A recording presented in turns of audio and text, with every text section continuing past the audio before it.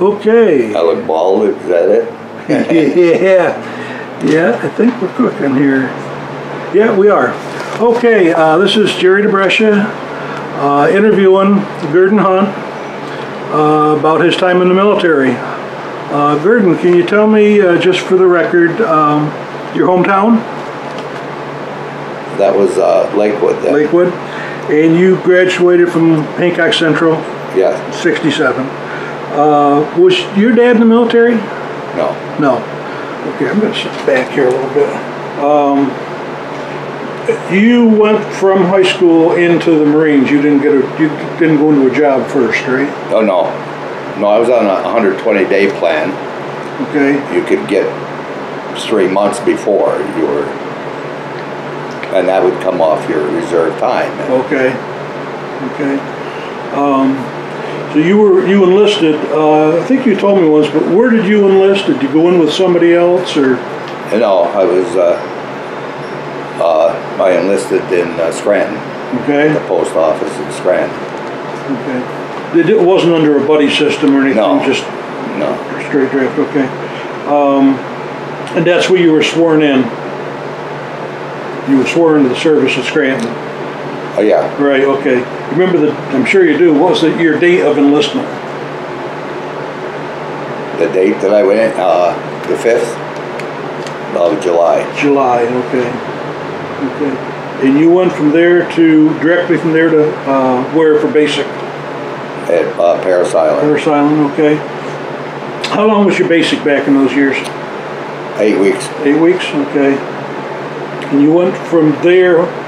Did you ever leave after basic? No. We went to infantry training. Okay. Right after that. Okay. And where was that? At Paris Island? Camp Geiger. It was the name of it. It's Camp Geiger up around Lejeune. It was part of Camp Lejeune. Okay. Okay. When did you pick up your MOS, in your occupational specialty in the Marines? Towards the end of boot camp. In the boot we camp? knew. You knew what it was? We knew what we would have, yeah. Okay. Then you went to advanced, that was like advanced infantry after basic? Yeah. Then you went someplace for technical training, probably? For truck driver school. Okay. And where was that? That was at Montford Point was the name of the place. Okay. And that was in Camp Lejeune too. Okay. Was basic about what you expected? Oh yeah.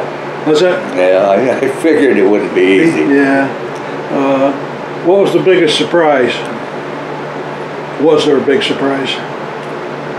I think when we first got off, we got from the train in Charleston, took the bus down, and went out to because that's on a causeway out to the island.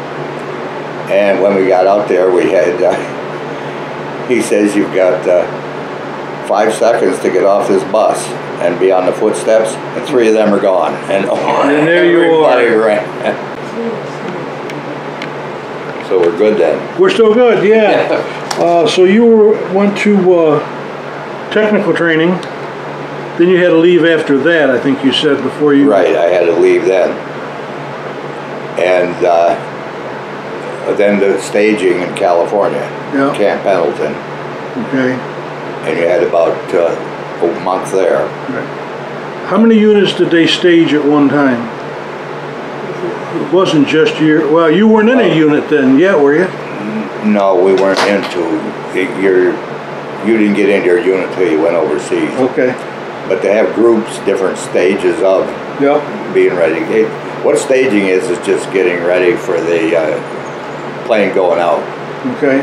Till you get a flight out. Okay. Now you told me once, where you flew into Da Nang? Yeah. You flew to Vietnam? Yeah. Okay. So how'd you get, you landed there and then where'd you go? Oh, we were taken from a C-130 then. Okay. Up to Dong Ha. All right. There's an airport up there. And that's where you picked up your unit assignment was right, yeah. There.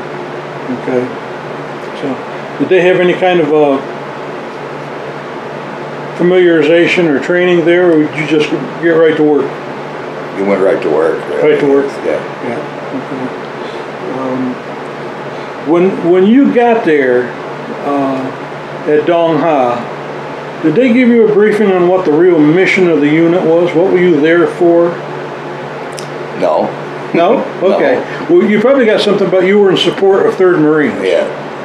I'm assuming, right? But what I did, there was a guy in the outfit, Frenchie, and he was rotating back to the States. Mm-hmm. He was the fuel truck driver. So he kind of got a hold of me and says, hey, Just what you want to do it? I said, yeah, why not? Because he said you never stay around for formations or anything. You always hit the road.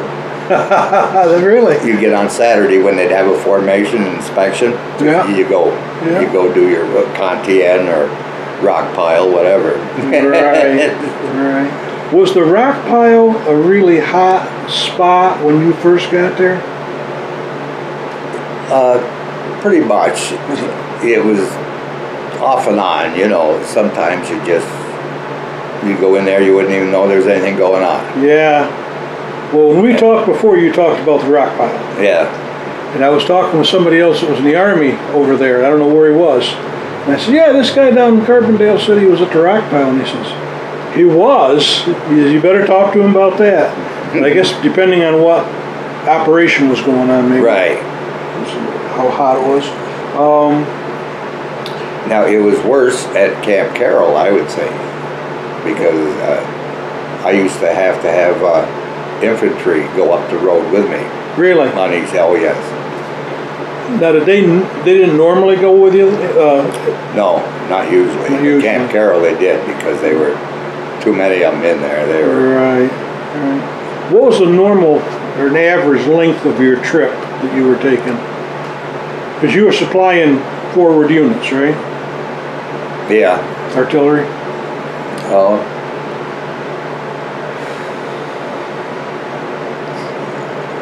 I wouldn't really know miles, but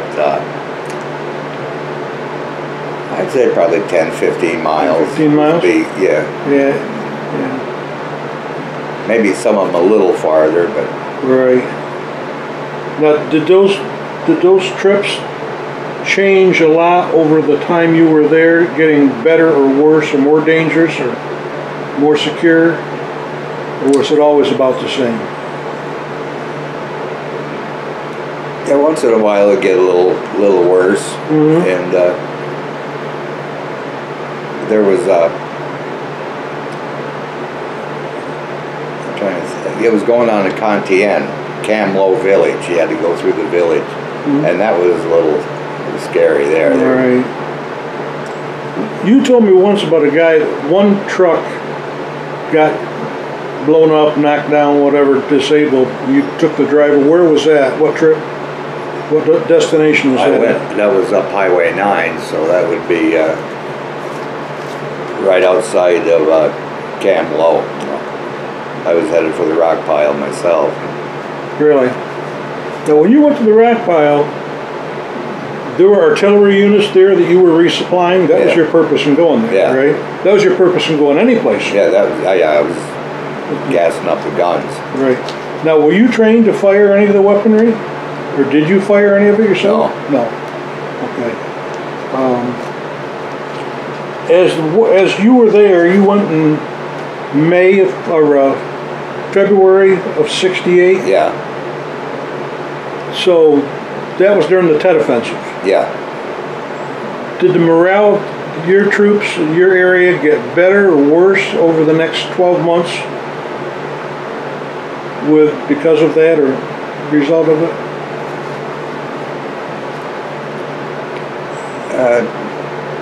Not really. No. You were busy enough just keeping alive. Our base was.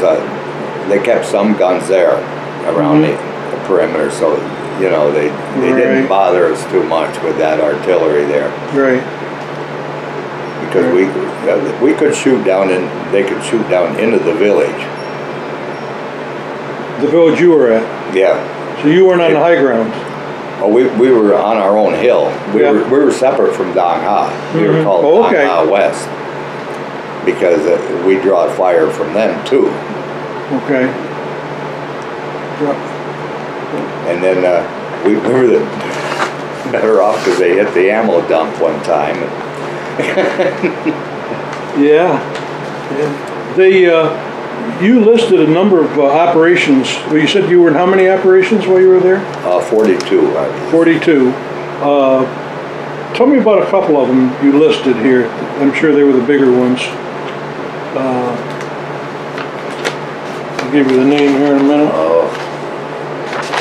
I never even knew when there was another operation. I just yeah, there's so much going on. You just right, worry about where you are. And went, you know. Yeah. Well, one was Napoleon Saline. Saline. That was a big one. That was. I think that was kind of during Ted, right around there. Yeah, yeah. They listed. They said it was in Quang Tri province. Yeah. Now, was that the province you basically operated in? Was Quang Tri? Quang Tri province. Yeah. Okay. Dong, I was part of that. It was along a river. Pronounce that river for me. Quaviet River. Maybe, yeah. And the purpose of that was just what? Why were we doing Napoleon Saline? Just search and destroy? Really, yeah. It was. There was. Oh, I don't have the book with me, but I have a book of 3rd Division. Yeah. 5 Days in May, they called it.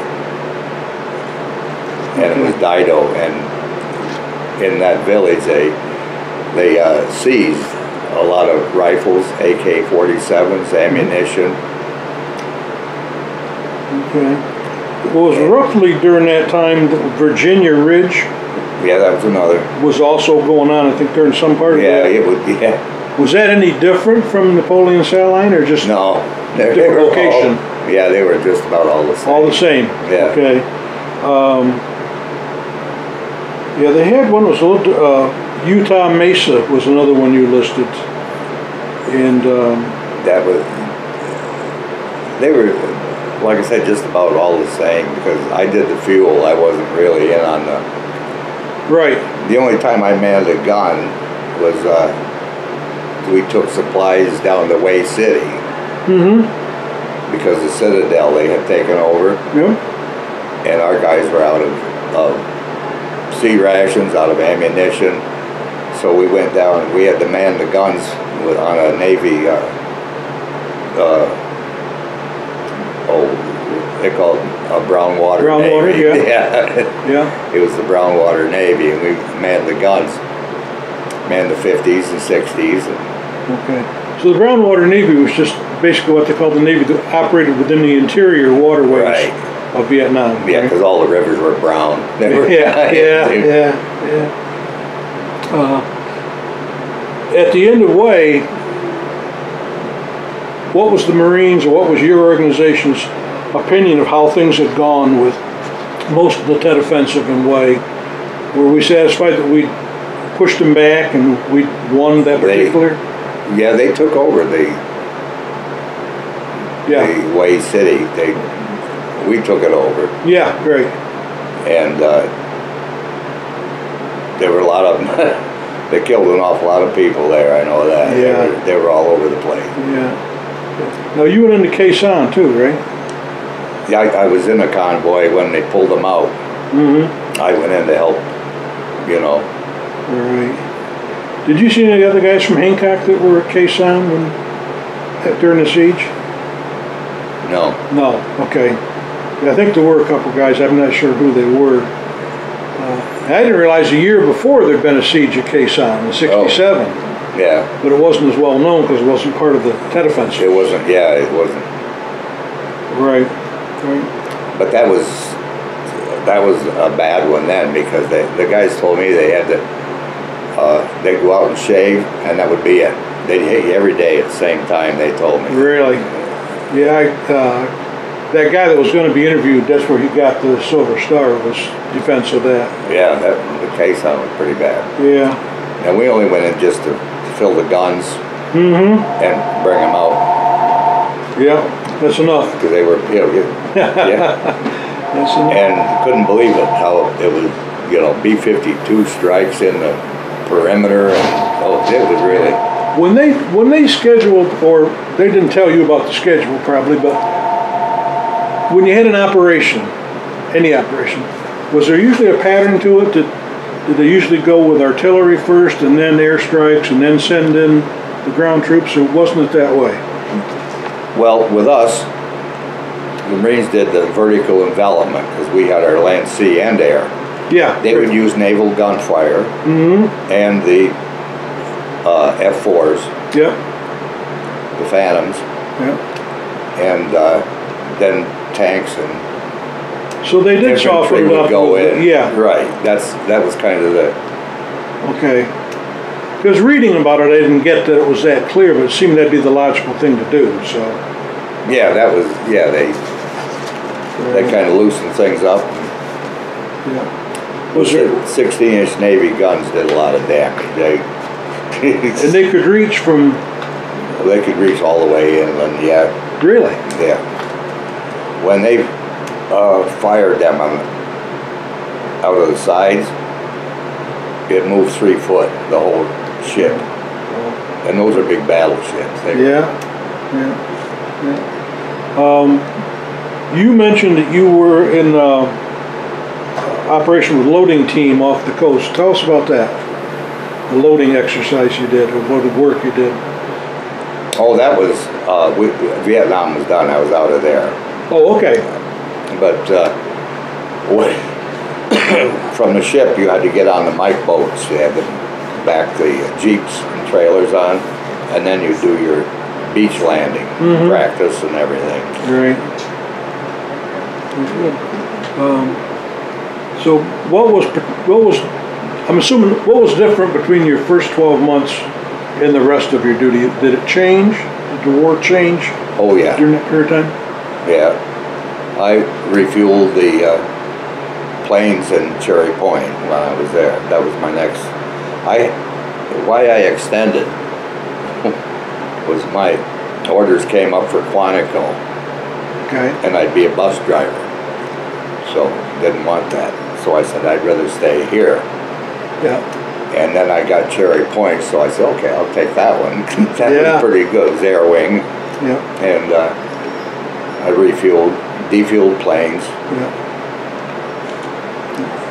Well, they were probably pretty intense at Cherry Point at that time of the war for training. I'm assuming that it was... You know, it wasn't too bad. Really? Yeah. Things were kind of winding down there at that time. They were starting to bring them home. Yeah. Like the outfits that had been in there quite a while, they came out. And they just work on down through till.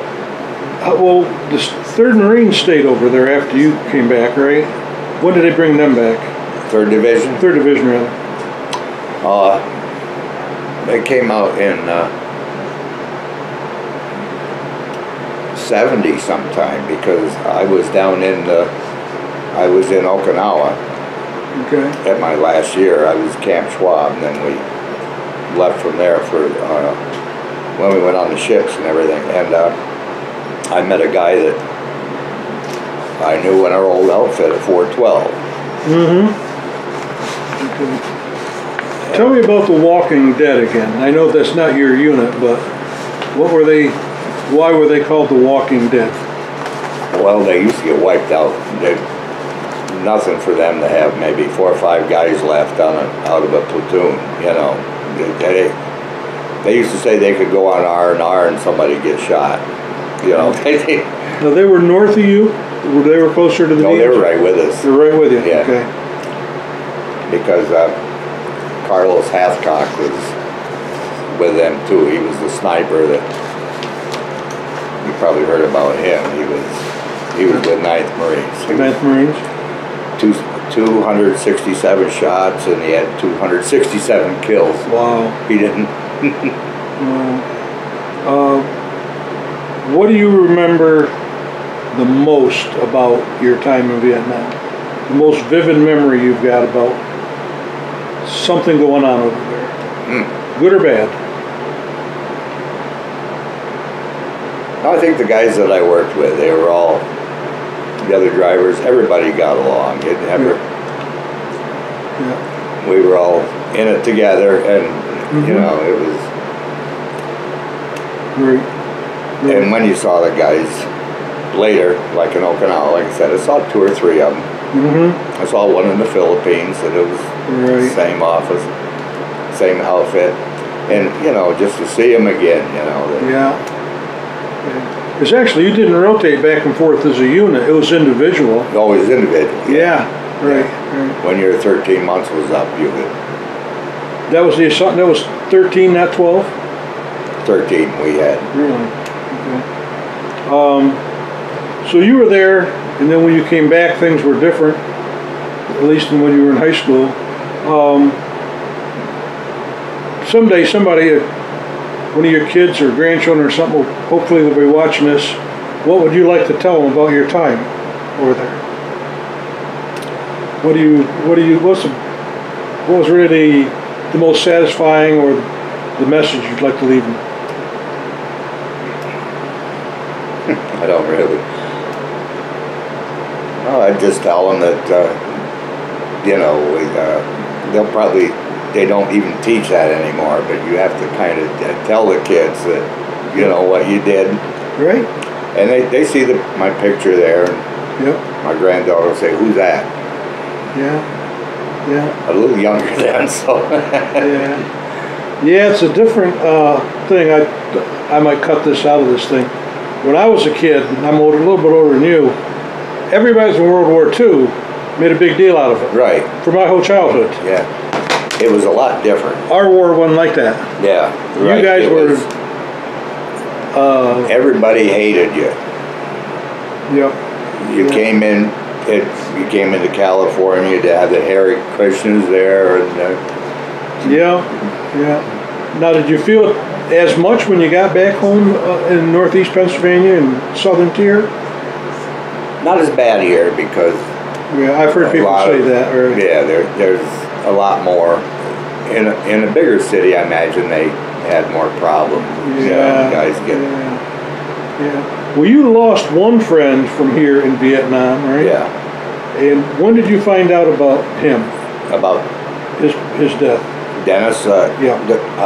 I was in boot camp, and they wouldn't tell me until afterwards. I was. It must have been just about the beginning of boot camp when he died. Yeah. I'm thinking, right? Yeah. Yeah. Yeah, because remember Eleanor, Demond, and Ma wouldn't say anything to me until I got out of boot camp. They didn't want to goof that up. Yeah. Yeah. Because you got enough trouble anyway. Yeah. I was praying to the sun god just about every day there. Watching television on your elbows and. Yeah. Because I'd get laughing. They were funny. They were. I think they have to kind of get you to, you know, and you laugh at, and then sun god, pray to the sun god. You have to go down on your knees and back. I know. Oh, really? Then when you stood up, they tell you to stand attention. You're wobbling all over because you've been there so long. Yeah. Yeah, that's quite a session, I'm sure. Oh yeah, that old Paris Island. Yeah, and you know what? I was overseas then in Vietnam, and I was getting a requisition for fuel. I had to go over to the regiment to get the requisition. In the Jeep, right next to me, is my old drill instructor. Really? Yeah. Did he know you? Yeah. Did he? Oh yeah. Because I went over and I spoke to him. Well, I said, he looked at me, I was Lance Corporal then, and he said, "Roland's a corporal." I said, "Yeah, but he's been shot too. You know, he's on the hospital ship." And everything. And he thought, once a shit bird, always a shit bird. That's just, yeah. Yeah, well that's... But then, you know, he shook my hand and everything. Says, do you think it, I'm talking about basic, the whole thing, but basically basic, it changes you as a person? Especially Marine basic training? oh yeah. Did it? In what way? Yeah. I know it's hard to tell somebody just what it's like because it's so much different now. It is different now? Oh, it's a lot different. It's 12-week now. Okay, yeah. Yeah. And it's well, they had to get us through in 8 weeks to get us over there, you know. Right. But now it's in the peacetime string, so. Yeah, the people that I've seen interviewed who talked about it said that they thought the biggest change in their life was discipline. Yeah, oh yeah. I think a lot of kids ought to have it today. Yeah. And, I could tell you a story. The kid, we were sitting on our porch, and here's a kid taking all the flags and throwing them on the ground in the cemetery. We go right across the road from the cemetery. And, you know, just throwing them on the ground. Well, I caught him. I went over and I caught him. Made him go through, put every one of them back. And when I got back, the neighbor girl says, I bet he got a little history lesson too, didn't he? I said, oh, he sure did. That's good. I says that he won't do that again, I don't think. Yeah. Did you ever see that TV thing they have about We Did It For You? About something like that happened? And I don't know whether it was the Legion put it on or something. Some kids were doing something. And a bunch of old bucks, not that you're old, Gordon. Okay. Well, I'm up there. But you're getting there, right? They did something like that with those kids. Showed them what it meant. Yeah. That's what they needed. But they just don't, I don't know, they just don't have, they don't study that anymore. They don't. It's all forgotten. Yeah. Like they ought to know about World War I and II. Yeah, there's a big change. And I told... well, they ought to learn and what they've got and why they got it. Yeah, Haley, even one day, she says, why are your collars so tight up there? I said, well, that's from the Revolution. Oh, really. Yeah. It is. Yeah. Tell us why that is. You told me, but go ahead and tell the camera why the collar's like that. Oh, the collars are like that because during the Revolution, the British were cutting their heads off, cutting their throats and everything with the swords.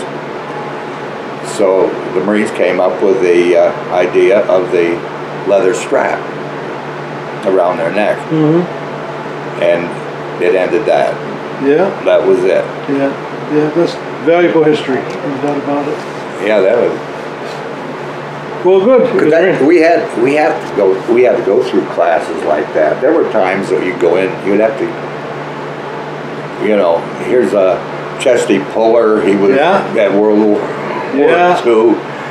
And the one guy called on the phone and he says, what do I do? I'm the only, he says, I need reinforcements. Well, so you're still there, aren't you? Yeah. Did they teach you about Basilone as part of your training, John Basilone? No. World War II? No? No. I was drinking with an older Marine than you at one time. He taught me all about that. He's a famous Marine from New Jersey. Oh. During World War II, went back in Korea, I think. But yeah, there's a lot of history.